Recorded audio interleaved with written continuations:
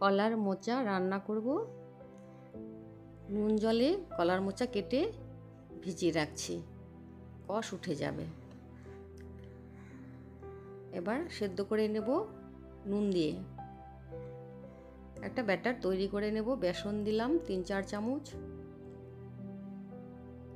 হলুদ গুঁড়ো সামান্য, 1 চামচ লঙ্কা গুঁড়ো, 2 চামচ জিরে গুঁড়ো, স্বাদ মতো নুন। একটা ব্যাটার তৈরি করে নিচ্ছি।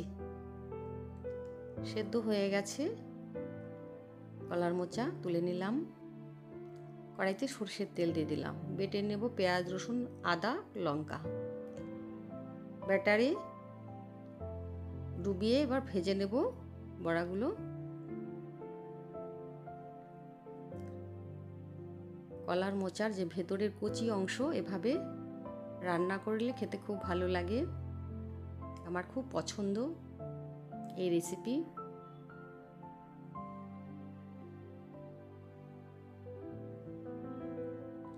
এভাবে সবগুলো ভেজে নিচ্ছি।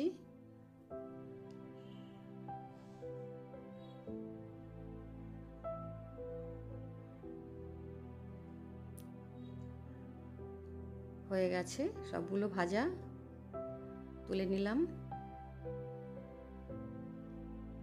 ফোড়নে দিয়ে দিলাম জিরে, সেদ্ধ করে রাখা আলু ভেজে নেব। ভাজা হয়ে গেছে আলু। এবার বেটে রাখা মশলা দিয়ে দিলাম। পেঁয়াজ, রসুন, আদা, লঙ্কা, জিরে গুঁড়ো, হলুদ গুঁড়ো, নুন দিয়ে দিলাম পরিমাণ মতো। আর একটু জল দিয়ে ভালো করে মশলা কষিয়ে নেব। কষানো হয়ে গেছে, গরম জল দিয়ে দিলাম ঝোলের জন্য। গরম মশলা বেটে নেব। ঝোল সেদ্ধ হয়ে গেছে, বড়াগুলো দিয়ে দিলাম একটু সেদ্ধ করে। এবার গরম মশলার বাটা দিয়ে দিলাম।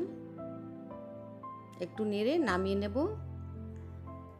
কলার মোচার রেসিপি,